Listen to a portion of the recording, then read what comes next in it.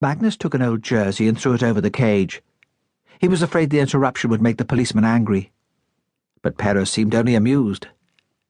"Did you teach it to do that?" "I didn't know ravens could speak."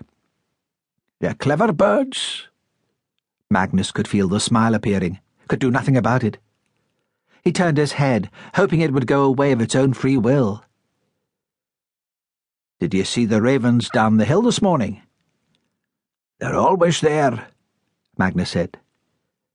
"There's been a death. A young girl. Catherine." He couldn't help it. Like the daft grin, the words had come out despite his efforts to stop them. "Tell them nothing," his mother had said. Her last words to him when the two policemen came to take him into Lerwick all that time ago. "You've done nothing. So tell them nothing." "How did you know she was dead, Magnus?"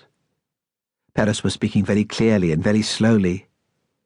"How did you know it was Catherine who was on the hill?" Magnus shook his head. "Tell them nothing."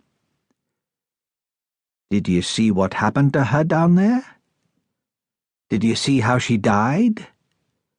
Magnus looked wildly around him. "Perhaps you saw the ravens and wondered what had disturbed them." "Yes," he said gratefully.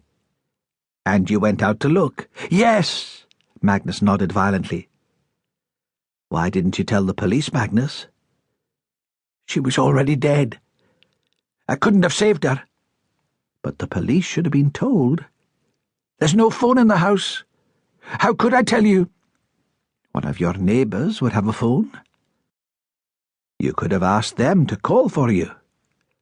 "They don't speak to me." There was a silence. Underneath the jersey the ravens scratched and scuffled. "When did you see her?" Perez asked. "What time was it when you went down the hill to look?" "After the Bens had gone into school.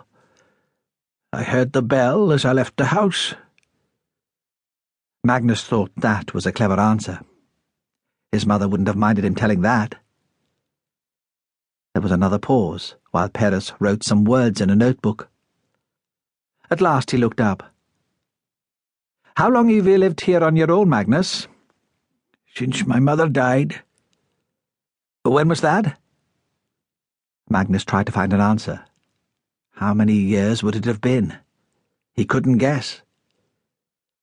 "Agnes died too," he said, so he wouldn't have to work out the number of years in his head.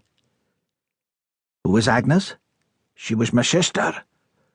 She caught the whooping cough. It was more bad than anyone realized. She was 10. He shut his mouth tight. It was none of the policeman's business. "It must have been lonely here, after your mother died." Magnus didn't answer. "You'd be glad of some company." Still he said nothing. "Catherine was a friend of yours, wasn't she?" "Yes," Magnus said. "A friend." "You met her yesterday on the bus from town." "She'd been to a party." "A party?"